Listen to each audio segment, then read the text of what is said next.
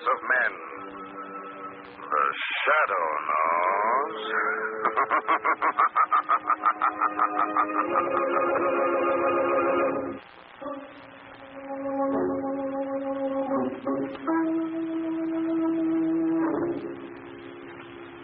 The shadow, who aids the forces of law and order, is in reality Lamont Cranston, wealthy young man about town.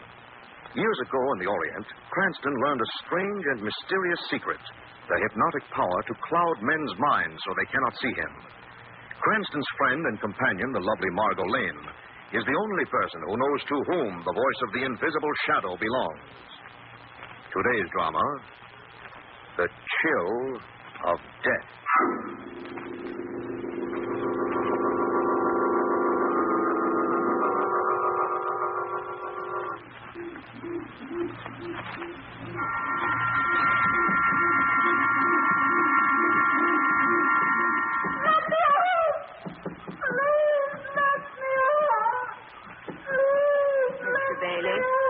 Yes, Mrs. Bailey? Please shut the upstairs door. Of course, my dear. You know how terribly sensitive I am. Of course. The sound of that poor girl screaming, I couldn't stand it. Your feelings do you much credit, my dear. Mr. Bailey. Yes? Why is she screaming? The narcotic wore off a little too early. I see. The neighbors? You can't hear her. The walls are quite thick. I still don't like it. Suppose someone were to come in. It's late, my dear. No one will. We should think of something, Mr. Bailey, for the future. It's upsetting this way. I have always felt, my dear, that in the course of a long life I have never met a woman of such exquisite sensibility as yours. Thank you, my dear. I wonder what's on the radio. Mr. Bailey. Yes? Tune in to something pleasant. Music, perhaps. Not one of those crime programs. They're so morbid.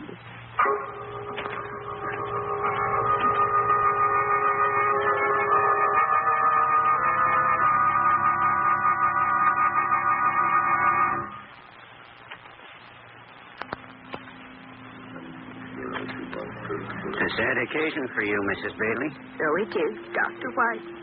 Mr. Bailey and I were so fond of dear Hilda. I think it was very kind of you to give the girl such a lovely funeral. Well, she had no family of her own.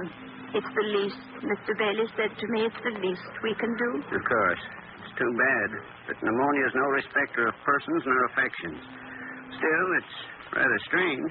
What is strange, Dr. White? Well, those bruises on her hands. Bruises on her hands? Yes, just as though she'd beaten against a wall with them. Oh, that. We'd some repairs to do in the kitchen. Mr. Bailey wanted to call a man in, but Hilda insisted on doing it herself. She was so good to us. Poor girl actually left us some insurance. Oh? Yes. Only a few thousand, but it's the spirit that matters, isn't it? Mr. Bailey? Mr. Wilkins. The cars are ready. You can start at any time now. Thank you, Wilkins. You've been a very great help. Mrs. Bailey? Yes, we may as well start now. You know, we shall have to find another house now, Mr. Wilkins. Our home is so filled with memories of poor dear Hilda. Another house. Perhaps even in another town.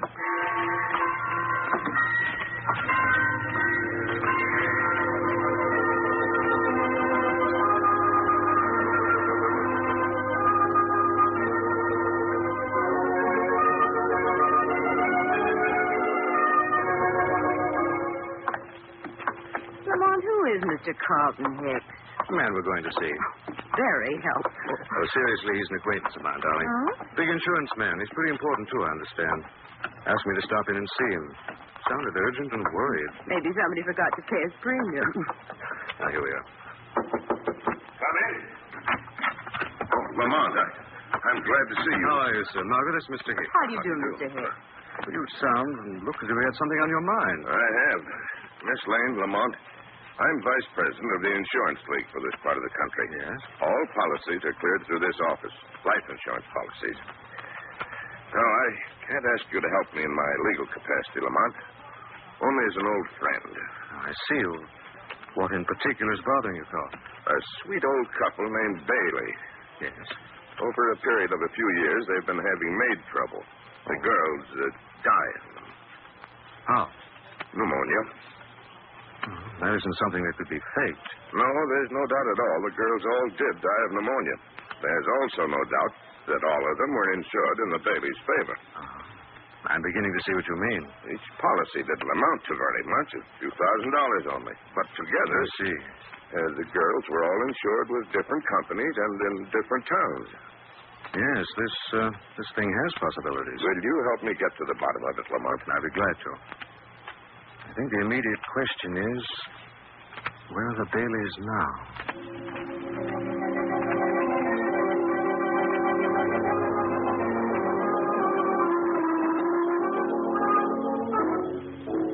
So we've come to you, Dr. White, to see if you could give us any information about the death of Mr. and Mrs. Bailey's maid, Hilda Swanstorm. She died of pneumonia, Mr. Cranston. I can tell you that. You're certain?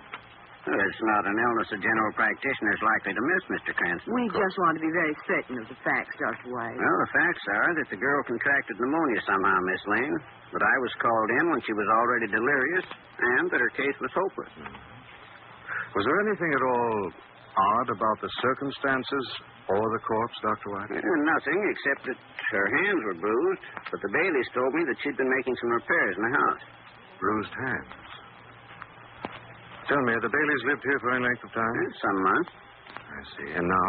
Well, they've moved, left town. The tragedy apparently left a very deep impression on Mrs. Bailey. Possibly. Dr. White, was there anyone in town they were especially friendly with? Wilkins, perhaps. That's James Wilkins, undertaker. Excuse me, mortician. Not that they were really friendly with him, but when the tragedy occurred, he was very helpful. It's an odd acquaintance. Mr. Cranston, you're discussing this thing almost as though it were, well, a crime of some kind or other. Yes. Perhaps it is. Not a crime of some kind or other, but very possibly the crime of murder.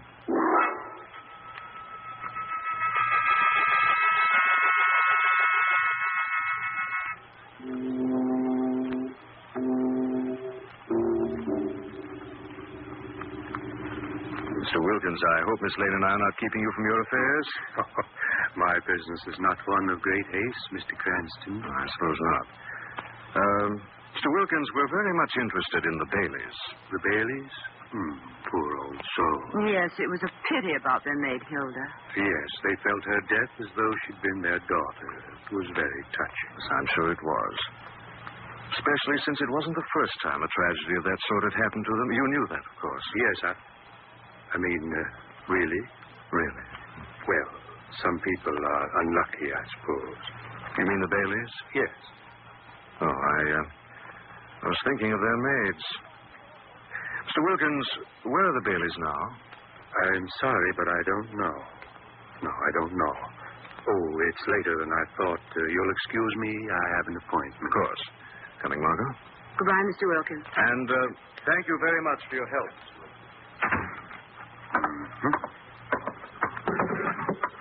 This file ought to tell me. Hatcher, Bader, Faghurst. Bailey. Bailey, 458 Carlton Drive, Taylorville. Pleasant little town. Taylorville. I rather think I'd better pay the Baileys a visit.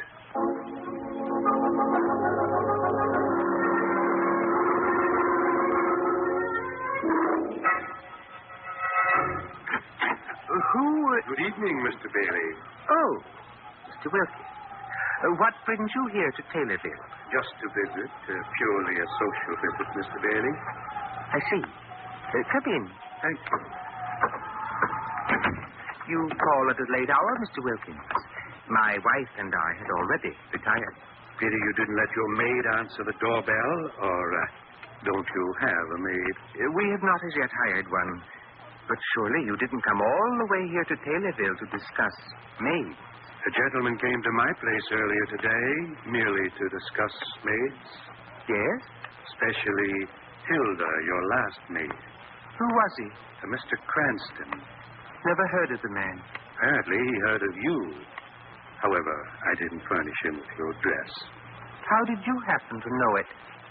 I've been interested, shall we say, ever since I discovered that Hilda was not the only one of your maids who died of pneumonia. True. A series of unhappy coincidences. Mr. Bailey, I'm no longer a young man. I find my duties arduous. I've been thinking of retiring. Indeed. Unfortunately, however, I can't afford to retire. That's a pity. But then, we must cut our cloth to fit our pattern, mustn't we? Oh, yes. But I've been thinking of a new pattern, Mr. Bailey. One involving a series of unhappy girls who all died of pneumonia shortly after being employed by dear old Mr. and Mrs. Bailey. A pattern the police might find significant. Police? Mr. Wilkins, your requirements for retiring are... $5,000. Tidy sum. A modest sum. I shall have to consider. I'm most anxious, Mr. Bailey, to retire at once. I'm afraid you have no time for consideration. I see. Well, in that case, I suppose I shall have to comply with your request. You are a philosopher, Mr. Bailey. Am I? You flatter me. Here we are, right in the desk. I think, Mr. Bailey, in your hand. A knife, Mr. Wilkins. But you can't... Mr. Wilkins, you are a blackmailer. A blackmailer is never satisfied with the initial payment. He returns always for more and more. I couldn't put up with that. The hour is late. You will not be home. You, sir, are a blackmailer, and I am a murderer. You have practiced door calling tonight, and now I shall practice mine.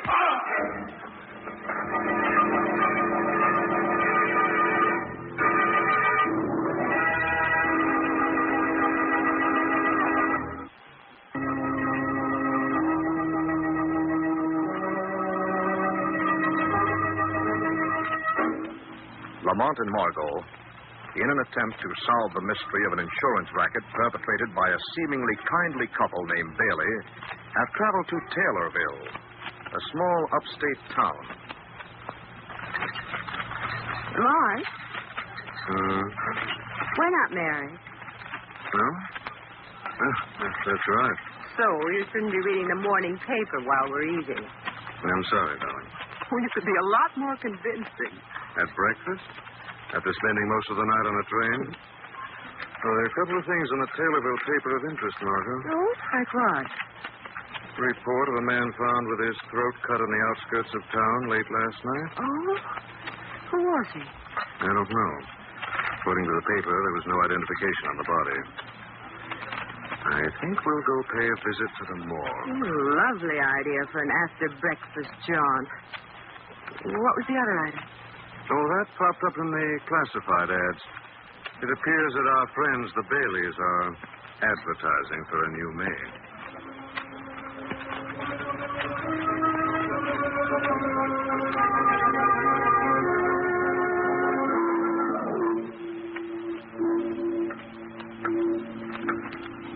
Lamont, I'm freezing. Morgues are funny that way. Who do you think the murdered man is? There you are. Find out in a moment. Lamont, it's Wilkins, the mortician. Thanks a lot, but it's not the man I'm looking for. Okay. Come along, Margot. Lamont, it was Wilkins. Yes, I just assumed the authorities didn't know about it just yet. The Baileys had anything to do with his death. Couldn't be a coincidence, Lamont. I shouldn't think so. I want them to think their little secret hasn't been discovered as yet. Otherwise, they'd be more on guard. Here we are. That poor man Wilkins. Probably a blackmailer. Why? Well, he wouldn't tell us where the Baileys had gone, yet he himself obviously knew. Lamont, I have an idea. If we go to them directly, they'll deny everything. There isn't any proof against them, is there? No, apparently not. They've been very cautious. But they wouldn't be cautious with a new maid, would they?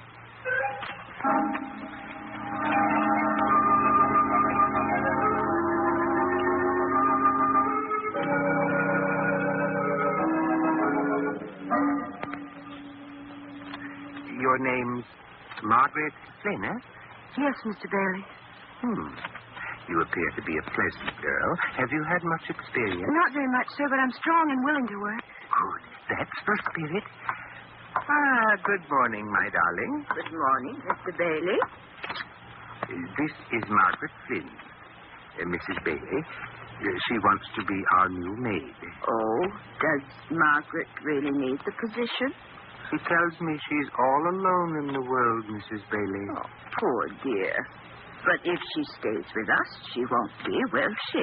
Thank you, ma'am. We have to be very careful, Margaret. You see, a maid with us isn't merely a servant. She becomes a member of the family. Yes, ma'am. We want her to be one of us, Margaret. Do you think you'd like to? Very much, ma'am.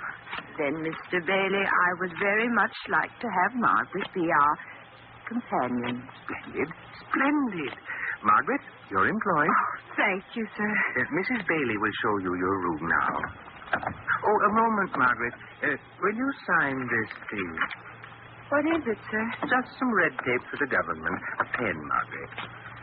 Yes, but it says something about insurance. Unemployment insurance, that's what it is. You need bother reading the thing full of red tape. Just sign. Yes, sir. There we are. Now you're really our maid. You've nothing to worry about anymore.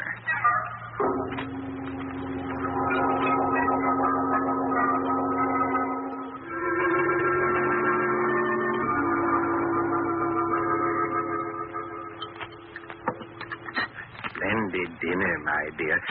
I think our new maid will work out, don't you? Mr. Bailey, I'm worried. About? We're going to find out about the late Mr. Wilkins. Eventually. I would prefer not to be in town at the time. The connection might be traced. A possibility. I had no choice. I rather think we have no time, Mr. Bailey. I've always deferred to your judgment. The policy's been entered for the girl? Oh, yes. Then perhaps she'd better contract her pneumonia tonight. Will that be all for tonight, Mrs. Bailey? That will be all the work you need do, Margaret.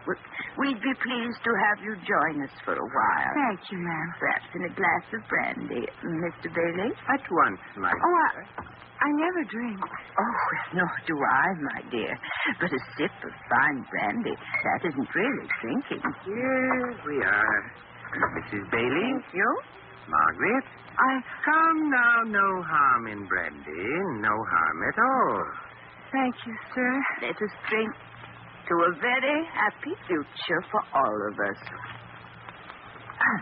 A charming toast. Margaret.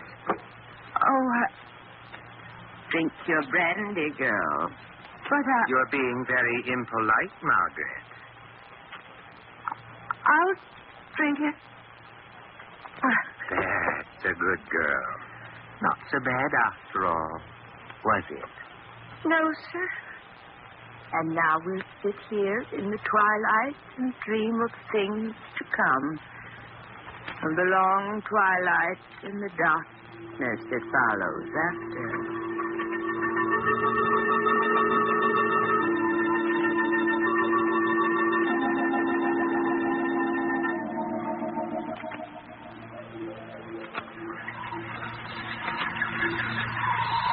What a soothing sound, the sound of running water.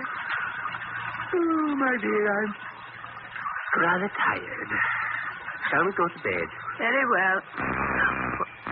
The door. I'd better answer it. That sound, perhaps, Mrs. Bailey, you might oblige us with a little Chopin until our visitor leaves. Of course.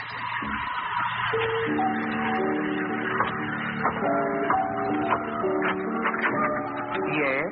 Mr. Bailey? Quite right. I've come to call on Margaret Flynn, your maid. Oh, she doesn't receive callers at this hour, sir. But it's very important that I see her. Till morning will do as well.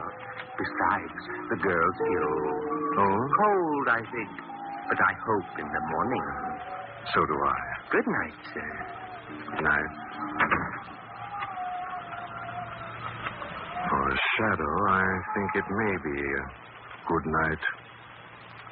But for the Baileys, it will be a very bad one.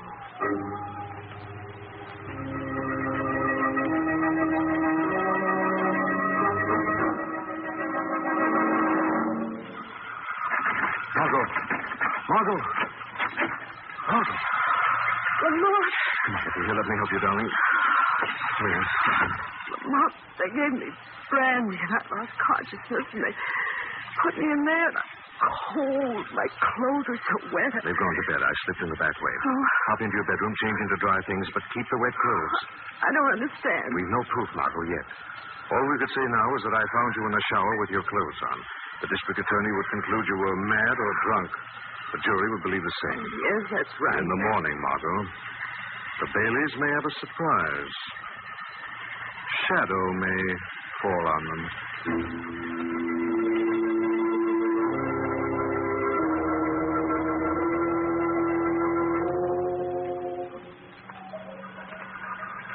Well, Mrs. Bailey, how is the girl?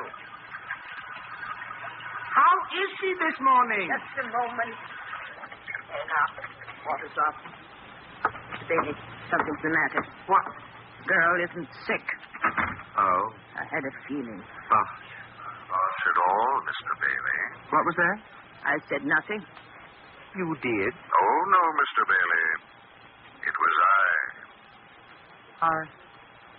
I'm going mad. No, Mr. Bailey, you're not. Because I hear him, too. Good for you, Mrs. Bailey. Who are you? The Shadow. Must be some joke. You're made of sterner stuff than your husband, Mrs. Bailey.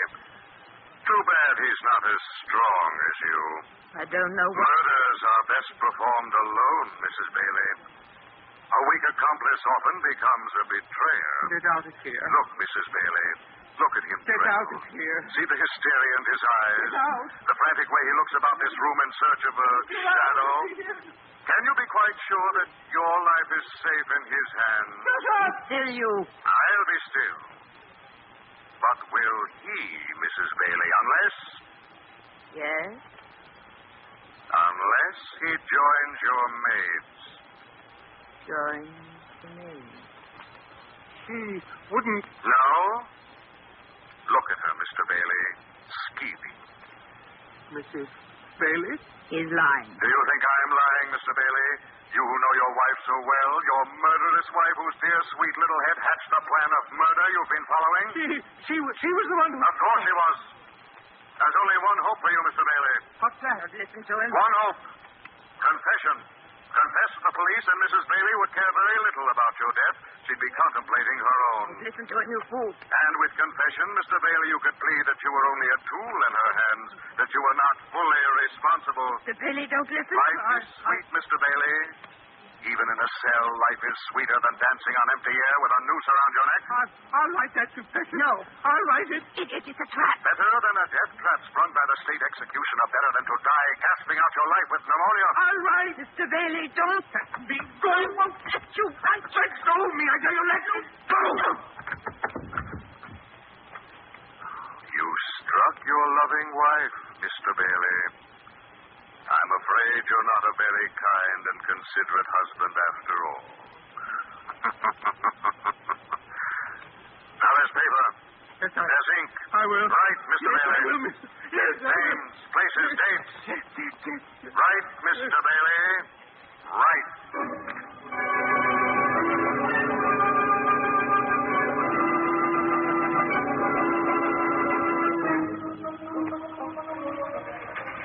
You better let me sit next to the window, Margot. You've had enough chills for one day.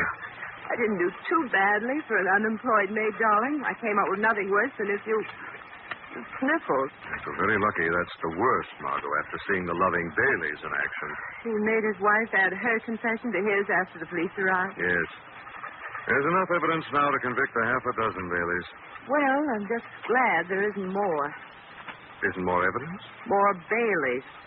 A couple is exactly two more than this world needs.